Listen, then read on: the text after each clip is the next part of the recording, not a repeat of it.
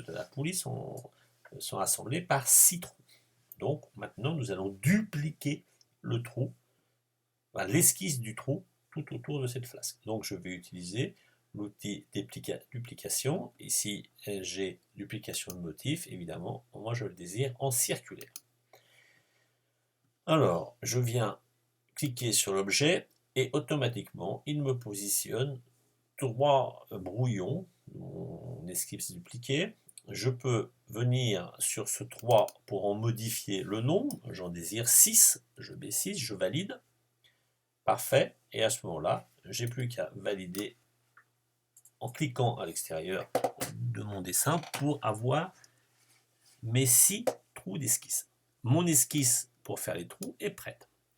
Je peux à ce moment-là la valider. Non, je ne vais pas la valider. Avant de la valider, je vais directement, parce qu'après ça me pose un problème pour revalider mes trous, je vais garder mon esquisse ouverte, donc j'ai bien mes 6 trous de sélectionner et rien d'autre. Et donc je vais directement lui demander d'extruder mes trous. Si je ferme mon esquisse, je serai obligé de sélectionner un à un les trous en utilisant la touche Shift-Click. Je vais demander une extrusion immédiate, voilà, et il me propose tout de suite l'extrusion de mes 6 formes de trous. Moi je désire des trous, donc je ne désire pas ajouter de la matière, mais je désire en retirer. Bon, il me retire de la matière, mais je désire retirer de la matière uniquement à travers toute la face. Voilà. Donc normalement, il a traversé correctement ma partie, ma pièce. Là, je suis satisfait, mon extrusion est faite, je peux valider et j'obtiens bien mes flasques avec mes citrons. Je n'ai plus qu'à ajouter les fixations sur cet objet. Alors pour cela, ça va faire un assemblage. Donc là, je vais partir de l'atelier l'atelier Part Studio, qui me permet de construire des pièces. Je peux en faire autant que j'en désire. Je vais passer à l'atelier assemblage. Évidemment, pour l'instant, je n'ai rien d'assemblé. Pour assembler, je vais insérer mes pièces. Il me propose toutes les pièces qui sont dans mon atelier Part. Je n'en ai qu'une actuellement, donc je sélectionne ma pièce. Il me demande de la positionner, je la positionne approximativement où je désire. Pour choisir maintenant les boulons et écrous qui vont me permettre de l'assembler, je vais aller dans contenu standard. Contenu standard, donc va me mettre à disposition un ensemble de vis et de boulons. Vous choisissez ISO dans le menu déroulant pour avoir des tailles européennes. On va choisir les boulons et les screws, bolt and screw en anglais. Nuts, ça veut dire écrou. Bolt and screw, c'est boulons et vis. Vous laissez la classe indiquer ici la head screw pour avoir ce type de tête, j'ai changé de tête. Et nous allons sélectionner une ISO 1207 pour les tailles désirées. Il me propose une M5, je vous rappelle j'avais fait un trou de 6, donc avec une relation au pas de type métrique. Donc M6.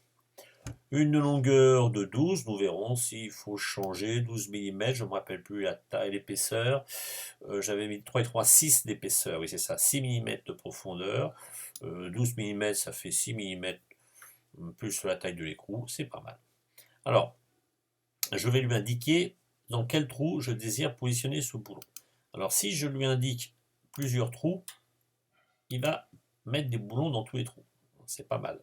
Je peux également, au lieu de lui indiquer plusieurs trous, je peux lui dire dans la face. Donc, je peux lui dire de mettre ici dans la face. Mais ça nous pose un problème après d'affichage.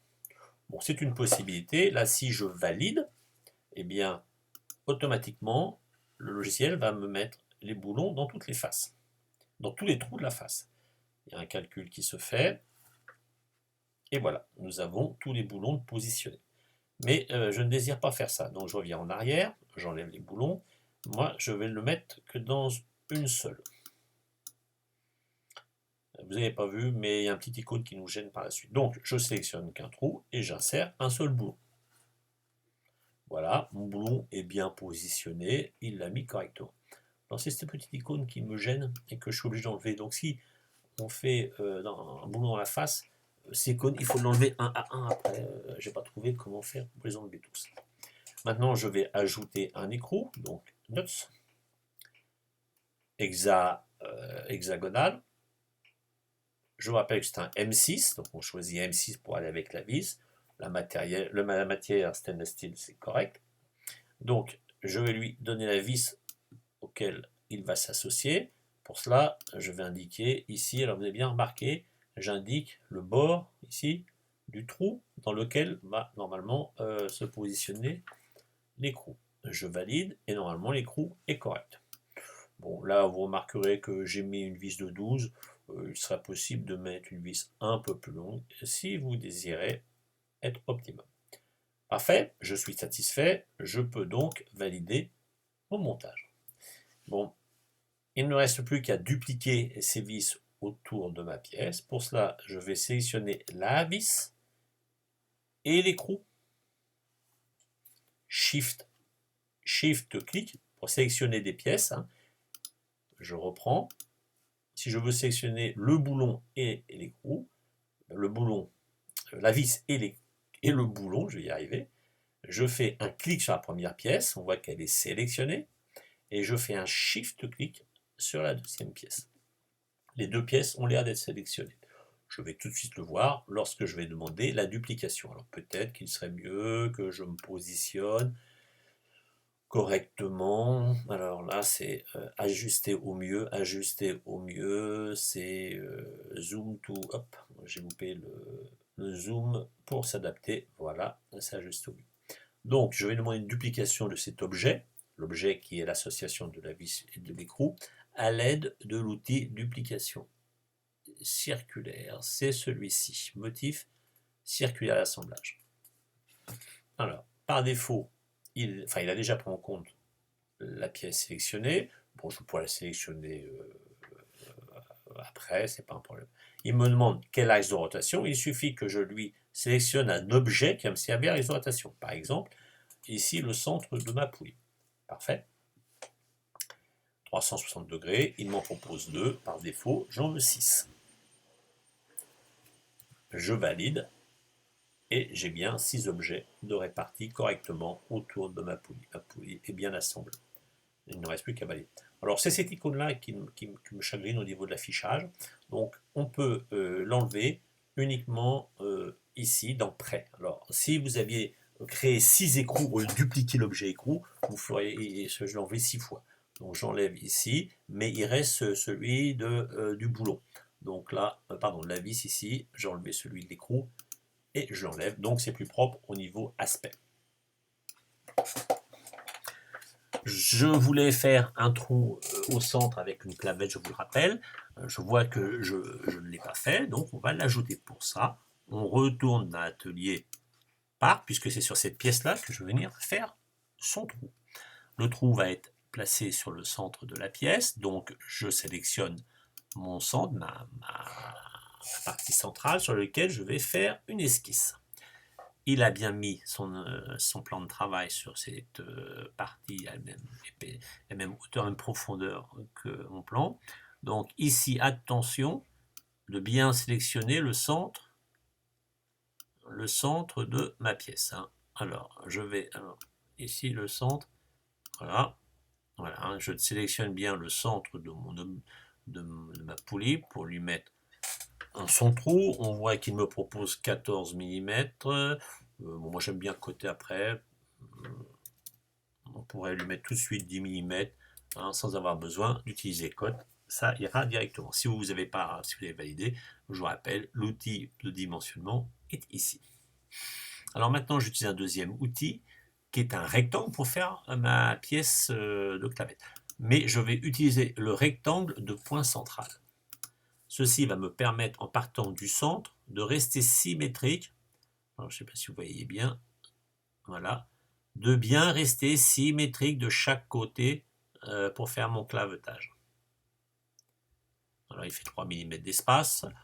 Bon, là, j'ai les codes. Hop, je me suis trompé. Je fais chat. J'ai oublié, j'ai fermé les codes. C'est pas grave. Je reviens avec mon outil mention pour mettre une cote ici de 3 mm. Voilà. Alors la profondeur de ma clavette, je ne donne pas de profondeur, vous mettez approximativement. Bon, on voit qu'on va associer maintenant ces tracés, parce que là, il y en a beaucoup, donc je vais couper tous les tracés qui sont de trop, en prenant les ciseaux. Donc je vois que ceci me gêne en cliquant dessus. Cette clavette-là ne m'intéresse pas, j'en ai qu'une seule, celle-ci ne m'intéresse pas, et celle-ci non plus. Il ne me reste plus qu'à ouvrir mon cercle pour obtenir une forme qui correspond à ce que j'attends. Maintenant, cette forme-là, normalement, si je fais esquisse, elle va me permettre, voilà, comme elle était bien fermée, elle était correctement faite, elle va me permettre de faire mon extrusion.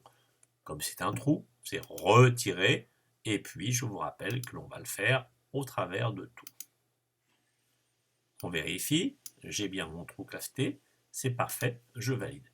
Ma pièce est entièrement finie, l'assemblage a été modifié. Je n'ai rien à faire d'autre, j'ai terminé. Je peux revenir sur mon environnement où ma pièce va se retrouver ici, dans mon environnement. Je peux également la rééditer ou l'enregistrer sur mon ordinateur. Et voilà, ce tutoriel est fini et votre exercice aussi. Bonne fin de journée.